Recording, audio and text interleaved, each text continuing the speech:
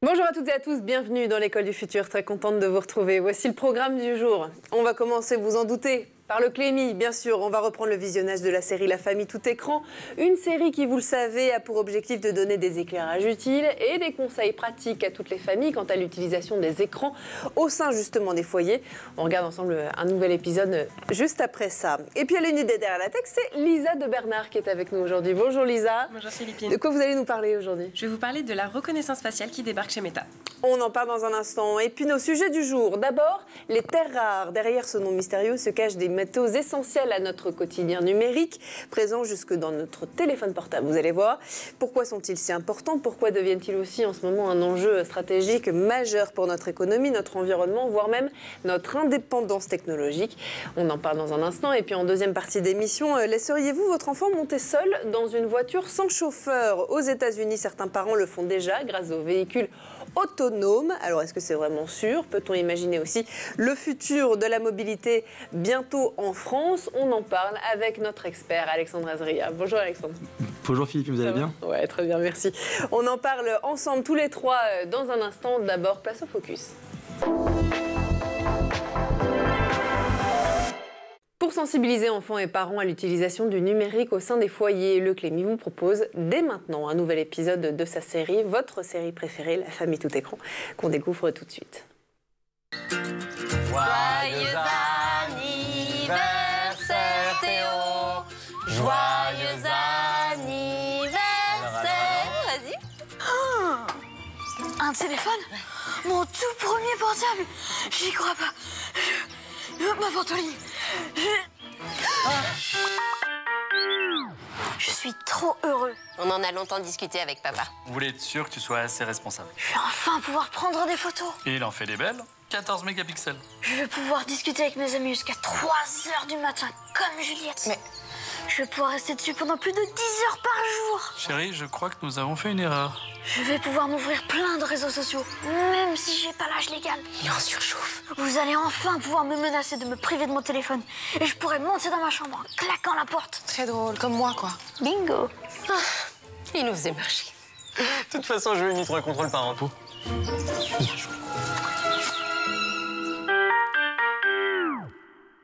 Offrir un téléphone à un enfant est une décision qui ne se prend pas à la légère. Il faut dès le départ établir des règles et selon l'âge, installer le contrôle parental. Et oui, il y a certaines règles à respecter, comme limiter le temps d'écran. Vous pouvez aussi parler avec votre enfant des contenus qu'il regarde dans une relation de confiance.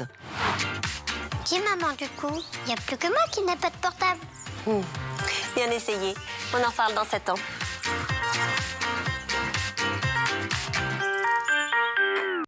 Allez, des portables justement, on va continuer à en parler parce que chaque jour, en l'utilisant, vous utilisez aussi sans le savoir des métaux précieux appelés terres rares. Leur nom laisse penser qu'ils sont exceptionnels ou rares, comme son nom l'indique, mais ils sont partout autour de nous, cachés dans nos téléphones, dans nos ordinateurs ou encore dans les moteurs de nos voitures électriques.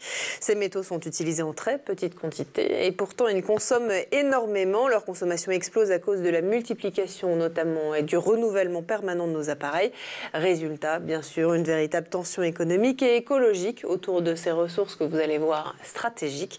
On va essayer d'y voir un peu plus clair tout de suite. Alors, à quoi servent ces terres rares? Quels sont les enjeux écologiques liés à leur extraction? Et peut-on surtout imaginer un futur technologique sans eux? On en parle avec nos experts tout de suite dans la première partie du talk. Et on va commencer avec notre expert Alexandre Azria. Ça va, Philippine? Quand on parle de terres rares, beaucoup imaginent une terre lointaine, oui. Ou une ressource précieuse et difficile d'accès. Ça n'a rien à voir. Non, ça n'a rien à voir, malheureusement. Les terres rares, ça désigne un groupe de 17 métaux aux propriétés, alors je cite, électromagnétiques et catalytiques uniques qui sont essentiels pour les nombreuses technologies modernes comme les téléphones, les ordinateurs et autres. Par contre, malgré leur nom, ils ne sont pas forcément rares en termes d'abondance. On peut les trouver un peu partout sur la planète. Par contre, ils sont rares parce que complexes à extraire et souvent assez coûteux. Alors, nombreux sont les experts qui mettent en avant l'enjeu majeur que représente le nombre élevé de smartphones produits chaque année vis-à-vis de ces terres rares, justement, et donc de leur extraction, vous en avez parlé. Est-ce qu'on a réellement conscience, Lisa, des conséquences écologiques, notamment environnementales, liées à ce renouvellement fréquent de nos appareils? Alors, je pense qu'on a plus conscience du fait que le recyclage, sans penser aux terres rares à proprement parler, des téléphones n'est pas encore tout à fait optimal et que du coup, effectivement, on a beaucoup de déchets électroniques. En revanche, je pense que la plupart des gens ne pensent pas au fait que justement ces métaux qui sont utilisés et qui sont, comme le disait Alexandre, extrêmement difficiles finalement à extraire, eux sont encore plus difficiles à recycler dans le téléphone parce qu'ils sont présents en quantité infime. Et surtout il y a des risques de contamination. Voilà. Donc ça, je pense que c'est la petite différence à faire. Je pense qu'effectivement les gens ont conscience qu'on a trop de déchets électroniques, mais pas trop en termes de difficulté à recycler les terres rares. Ce sujet d'abondance, d'extraction, effectivement. Alors en quoi ces métaux ils sont devenus stratégiques aujourd'hui pour l'économie mondiale, Alexandre? Ils permettent de faire un tas d'objets indispensables à notre vie. Les téléphones, les ordinateurs, ou plus précisément, par exemple, si on parle d'intelligence artificielle, les cartes graphiques, les GPU, les CPU. Et en général, surtout, ils sont localisés à peu près au même endroit, donc contrôlés par certains pays, ce qui complique pas mal les choses en termes de géopolitique aussi. On pense à Nvidia, qui est une des plus grosses entreprises technologiques et qu'on serait incapable de nous répliquer en France pour la simple et bonne raison que la chaîne logistique est peu réplicable, voire pas réplicable en Europe. Donc il faut avoir quand même des ressources géographiques qui sont assez rares et qu'on ne trouve pas partout. Donc les secteurs technologiques aujourd'hui qui sont le plus concernés par ces terres rares, c'est surtout l'électronique, de ce que je comprends. L'électronique, oui. L'énergie aussi, les centrales nucléaires et autres. Mais bon, ça on le sait depuis un peu longtemps en France pour le coup. Maintenant, c'est sûr qu'on en parlait la semaine dernière, il va falloir qu'on produise beaucoup plus. Donc en termes de hardware physique, comme on dit, mais ça implique des ressources naturelles aussi, qu'on va devoir aller sourcer en Asie, en Afrique ou autre. Il va falloir qu'on jongle aussi avec la géopolitique, et c'est ça un peu le fruit des nombreux échanges entre Macron, Trump, la Chine, l'Inde. Voilà, c'est un peu cet écosystème à la fois technologique et géopolitique complètement. Vrai enjeu international dans ce qu'on comprend. Alors aujourd'hui, la Chine contrôle, vous en avez parlé, une large partie de la production mondiale de terres rares. L'impact concret de ces dépendances aujourd'hui pour la France, pour l'Europe, c'est justement cette tension géopolitique, Lisa. Oui, tout à fait. On a notamment des risques de pénurie et puis du coup de hausse des prix, puisque effectivement la Chine en 2021 gérait 60% de la production de terres rares, donc c'est une très très grosse dépendance. En Europe, on a aujourd'hui très peu de moyens pour extraire ces métaux. Donc forcément, oui, comme le disait Alexandre, il y a de grosses tensions, notamment parce que effectivement, il y a tout le volet électronique, donc les smartphones, les ordinateurs, etc., qui dépendent de ces métaux, mais il y a aussi tout le volet aéronautique, défense, avec tout ce qui va être système de guidage, radar, missiles. Et donc ça, forcément, ça interroge sur le monopole de la Chine qui, en fait, à son bon vouloir, peut fournir ou non un accès à ces terres rares. D'autant qu'en 2023, Pékin a déjà annoncé des restrictions sur ses exportations. Donc c'est quand même le signe qu'effectivement, on est dans une situation un petit peu difficile. Ouais. Le recyclage, est-ce que c'est une solution possible aujourd'hui? Est-ce que c'est déjà fait? C'est fait, c'est une solution possible. Après, c'est comme partout, c'est tellement complexe à mettre en place que ça coûte de l'argent. Et parfois ça coûte moins cher d'en reproduire que de recycler ce qu'on a. Déjà, c'est ça aussi, je pense, le problème du recyclage, c'est que sur le papier, c'est beau. Dans les faits, en termes économiques, à moins d'une aide de l'État ou autre, ça devient un peu plus compliqué. Ce qu'il faut se dire aussi, c'est qu'on a un problème parce qu'on a besoin, nous, de matériaux électromagnétiques. Et ça, c'est extrêmement complexe. Ça implique une ressource, le néodyme. Et si on venait potentiellement à en manquer, Alors là, pour le coup, ça nous mettrait dans une position assez délicate où on serait moins capable de produire des téléphones, donc une hausse des prix, donc une intensification un peu de ce marché électronique en général, mais ça peut être de l'électroménager ou autre. Ça touche pas forcément les téléphones ou les ordinateurs. Donc voilà, il faut se dire que c'est un enjeu extrêmement important pour nous, en tant qu'Européens aussi, parce qu'on est quand même entre deux géants, l'Asie et les États-Unis. Mais bon, on espère que pour le coup, l'Europe sera régulée. Je rigole. c'est son moment. Là, l'Europe, c'est l'Europe. Je pense, pardon, que l'enjeu, en fait, aujourd'hui, c'est plus de repenser la conception de nos appareils pour justement faciliter le recyclage. Parce que aujourd'hui, effectivement, il est possible, mais il est coûteux, il est minutieux, il est peu développé. Et je pense que, comme je le disais tout à l'heure, au vu du taux de métaux qu'il y a dans nos appareils, il faut complètement la repenser, la conception de base pour pouvoir faciliter ces démarches de recyclage. On fait des nouveaux matériaux sans le néodyme et autres, mais dans les faits, ça marche moins bien encore à l'heure actuelle. C'est en développement, je pense que ça arrivera. Mais oui, c'est sûr c'est comme partout, entre le plastique versus un autre matériau qui est à la fois peu cher, qui fonctionne bien, etc. C'est souvent ça qui fait la différence.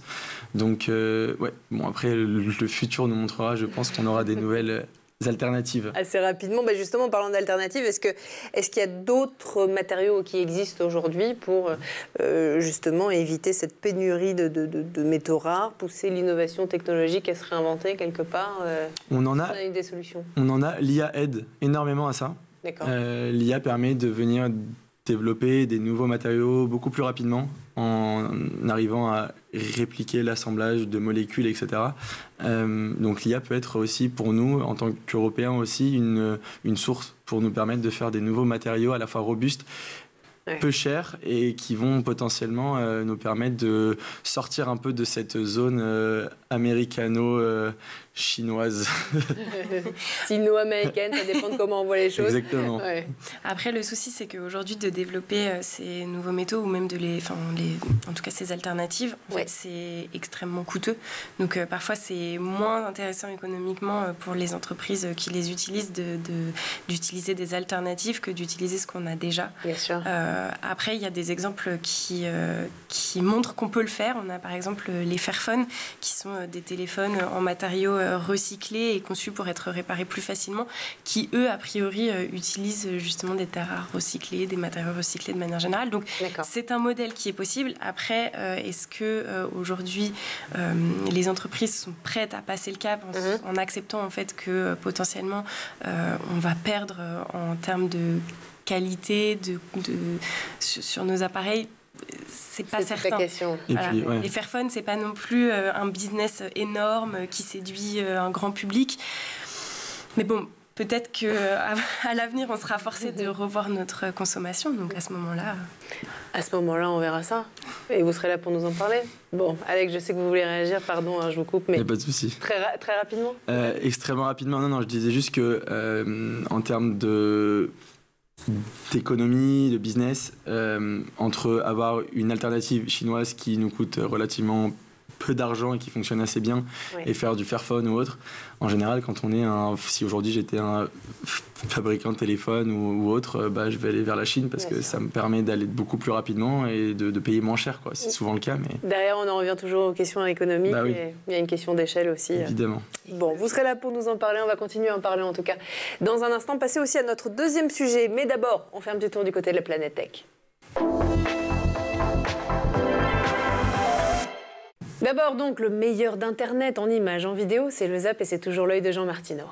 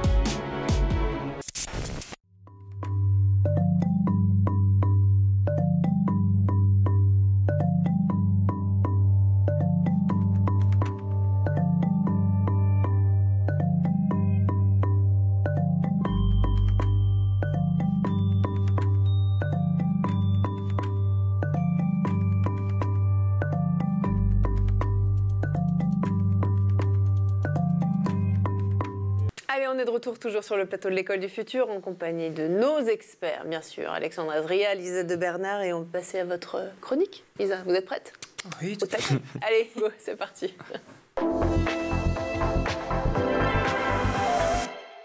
Arnaque, fausse pub, escroquerie en ligne. Vous êtes sûrement déjà tombé sur l'image d'une célébrité qui vous promet un investissement miracle, un produit révolutionnaire aussi. Et cela a éveillé vos doutes quant à justement la véracité du propos.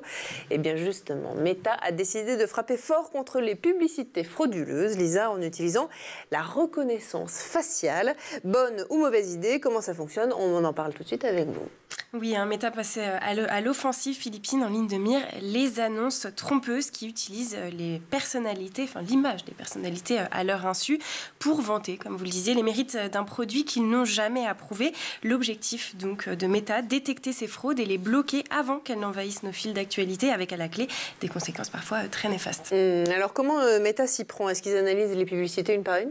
Alors non, heureusement ça serait impossible vu le volume. Meta va utiliser une technologie de reconnaissance faciale avancée. En gros, leur système va scanner automatiquement les visages dans les publicités diffusées sur Facebook et Instagram.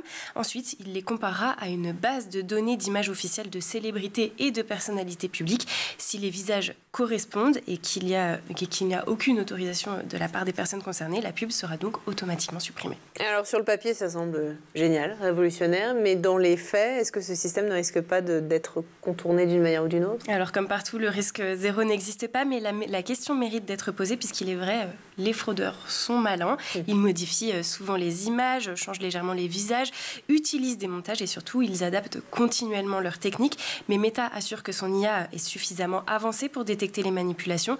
L'algorithme ne se base pas uniquement sur une simple ressemblance. En fait, il analyse des traits spécifiques et également la provenance des images. Est-ce que ça veut dire que Meta va se mettre à scanner tous les visages de toutes les publicités? Non, pas du tout. L'idée n'est pas de surveiller tout le monde, mais de protéger des personnes bien identifiées. C'est une offre qui s'adresse aux personnalités publiques et sur la base du volontariat, puisque dans les prochaines semaines, les personnes concernées recevront une notification de la part de Meta leur indiquant qu'il est possible d'activer ou non cette option. Et c'est sur cette base et uniquement sur cette base que l'algorithme fonctionnera. À noter que pour le moment, cette mesure est uniquement réservée aux personnalisés du Royaume-Uni et de l'Europe. Bon, vous allez la recevoir, cette notif, vous êtes une star. Oui, certainement. Oui, bien sûr. Pardon, donc pour monsieur et madame tout le monde, pas de reconnaissance faciale, on est bien d'accord? Alors, en tout cas, pas pour ce cas-là. En revanche, Meta a annoncé, et c'était dans les tiroirs depuis un petit bout de temps, que la reconnaissance faciale sera ajoutée à ses outils de récupération de compte, c'est-à-dire qu'un utilisateur qui se serait fait usurper son compte pourra soumettre une courte vidéo de son visage et Meta pourra donc vérifier son identité. A priori, c'est plutôt chouette. Et j'anticipe votre question, Philippine, parce que je vous connais. Je sais que vous êtes soucieuse de la sécurité des données. Meta a assuré que ces vidéos ne serviront qu'à cette vérification ponctuelle et qu'elles seraient supprimées immédiatement après la vérification. Ça commence à être très dangereux. Vous me connaissez très bien, Lisa. J'imagine qu'en plus de ça, en bon élève, Meta se conforme au règlement européen qui est toujours très, très cher à Alexandre. Tout à fait. En accord, bien sûr, avec l'incontournable RGPD. Bon, très bien. Merci beaucoup, Lisa, pour tout ça. On va suivre de toute façon ça avec vous. J'ai l'impression de le dire à la fin de chacune de vos chroniques, mais c'est vrai, on le suit. C'est parce que c'est des sujets d'actu. C'est ça. Qui évoluent. Bon, justement, on va parler de l'actualité technologique. On continue à faire notre petit tour du monde.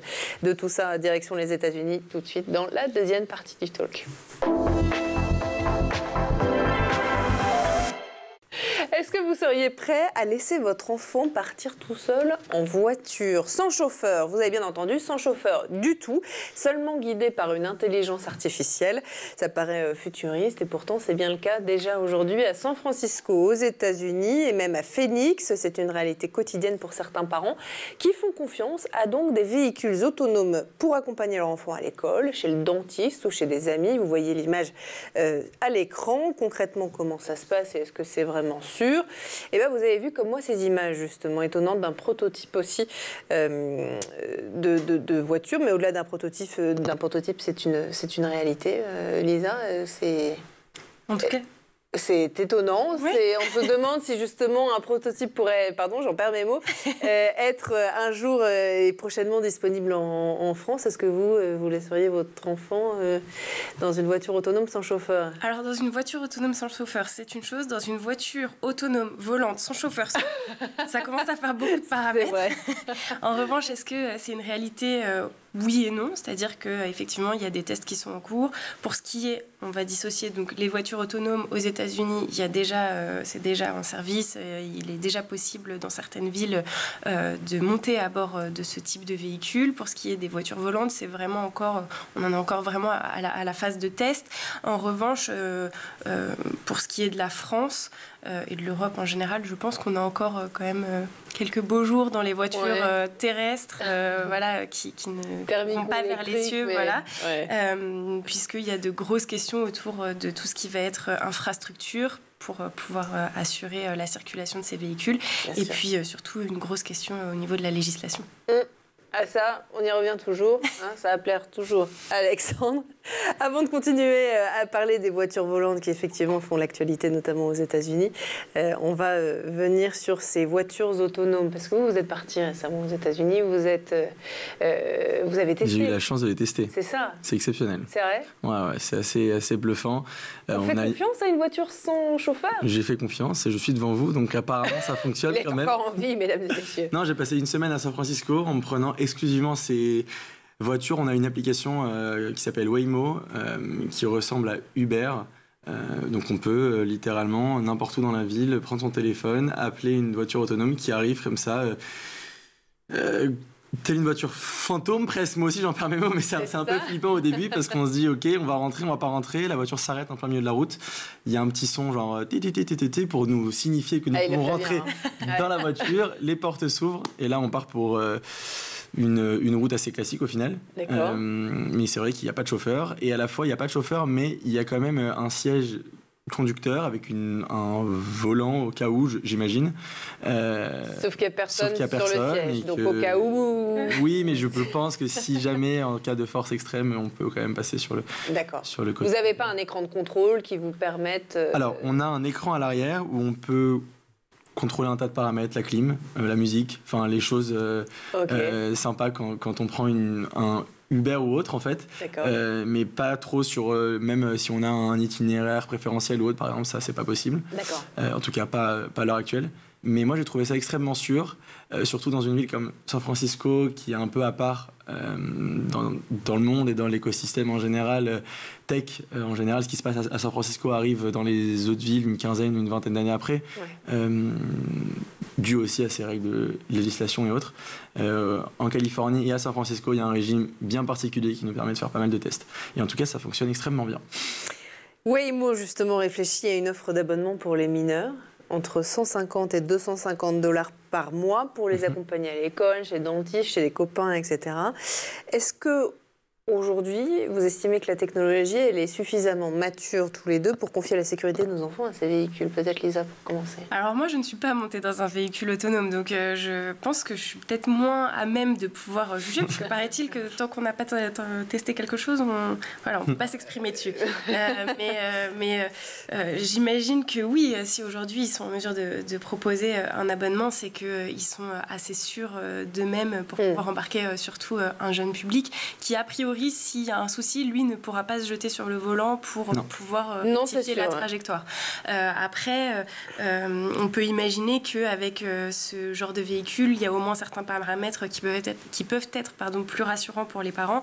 Par exemple, le fait qu'avec un chauffeur, on peut avoir les notions de fatigue, de moments d'inattention ou une conduite un peu plus agressive, ce que ne peuvent pas, a priori, faire ces véhicules. Voilà, après, ça reste des systèmes qui sont aussi ultra surveillés, il y a énormément de caméras, de capteurs. Donc bon, je pense que la sécurité vient de là. Après, de là à laisser les enfants monter dans la voiture, là je pense que c'est propre à chacun. Chacun fait face à ses peurs. C'est un arbitrage à faire. au quotidien. Moi, en tout cas, personnellement, j'avais l'impression que la technologie était assez mature et qu'elle fonctionnait extrêmement bien. Après, ça s'y porte particulièrement bien aux États-Unis parce que les routes sont larges. On fait quand même peu face à des situations de villes urbaines latines ou méditerranéennes où voilà, on a des petites routes, des pavés et autres. Aux États-Unis, les routes sont extrêmement larges, il n'y a aucun problème là-dessus, il n'y a pas d'embouteillage en général. Donc c'est vrai que c'est un peu plus simple, surtout à San Francisco, de faire ces tests-là. Moi, j'aurais tendance à dire oui pour mettre mes enfants dans une voiture autonome pour la simple et bonne raison qu'entre un robot, mais c'est mon avis, qui a un algorithme qui est extrêmement bien entraîné versus un chauffeur, en tout cas en sortie de soirée ou autre, quand son enfant veut rentrer à 1h ou 2h du matin, j'aurais tendance à préférer et à privilégier cet abonnement avec une voiture autonome. On va parler maintenant d'un deuxième sujet. Vous avez vu comme moi ces images, regardez ça, étonnant, d'un prototype de voiture volante testé récemment en Californie. Regardez ça, non mais c'est quand même assez incroyable. Alors on ne sait pas d'où... ça n'a aucune utilité surtout. Ça n'a aucune utilité. Ça a le mérite d'être clair. Donc la voiture vole, c'est quand même assez impressionnant. Voilà. C'est pas des grandes distances. Hein. Ouais. Non, a priori, vous n'allez pas faire un Paris-Marseille. C'était un saut et non pas un vol. C'est clair. N'empêche que, voilà, c'est assez impressionnant. Ça paraît très séduisant. Honnêtement, est-ce que c'est réalisable à grande échelle ? Oui, mais quelle utilité ? Et surtout, je vais vous poser une question assez simple. Si tout le monde a ça, les embouteillages qu'on a au sol, on les aura dans les airs au final. Oui, mais... Et on aura des feux dans les airs. Donc au final, ça ne change pas grand-chose, quoi. L'intérêt, c'est peut-être justement d'éclater un peu le système et d'avoir justement à la fois des véhicules au sol, à la fois les transports en commun, à la fois les mobilités douces, à la fois se déplacer dans les airs. Et donc, peut-être que ça pourrait permettre de fluidifier dans ce cas-là la mobilité. Après, j'imagine que sur ce type de véhicule, tout du moins au début, ça sera sur des axes bien spécifiques. Peut-être que, par exemple, il y a déjà des prévisions selon lesquelles on aura des taxis volants. Est-ce que ça ne serait pas des taxis qui feraient, par exemple, le centre de la capitale pour aller à l'aéroport ? Enfin, voilà, vraiment des axes très définis où, effectivement, ça permettrait d'éviter les embouteillages et un véritable gain de temps. Pour les véhicules de secours, peut-être aussi. Là, quand on en a besoin. Parce que la différence fondamentale, et ça, on aimerait comprendre, parce que quand on voit la voiture voler, effectivement, qu'est-ce que ça a de différent par rapport à un énorme drone ou un avion ? C'est que ça roule aussi, quoi. Ça ressemble assez grandement à un drone, sauf qu'un drone, pour le coup, lui, fait uniquement voler. Nous, sur une voiture volante, on pourrait à la fois rouler, voler, peut-être même... naviguer en bateau, je sais pas, en vrai on peut imaginer un tas de choses. J'aurais tendance à dire que c'est plutôt une innovation qui est portée par un rêve humain, la science-fiction et autres, plutôt qu'une réalité du quotidien ou un usage vraiment hyper important, quoi. Bon, ce qui est sûr, c'est qu'on n'arrête pas le progrès. Non, c'est ça. Toutes les semaines ensemble. Et c'est toujours un immense plaisir. Merci à tous les deux d'avoir été parmi nous aujourd'hui. Alexandre Azria, fondateur de Le Croissant AI, expert en intelligence artificielle. Toujours, ça n'a pas changé. Non. Continuez les expertises. Elisa de Bernard, notre chroniqueuse aujourd'hui. Merci à Dylan Kohler aussi d'avoir produit cette émission aujourd'hui. Merci à toute la régie derrière lui. Merci à vous de nous avoir suivis. Et comme tous les jours, dès demain, dès 12h30, on se retrouve sur School TV. D'ici là, passez une très belle journée. Ciao.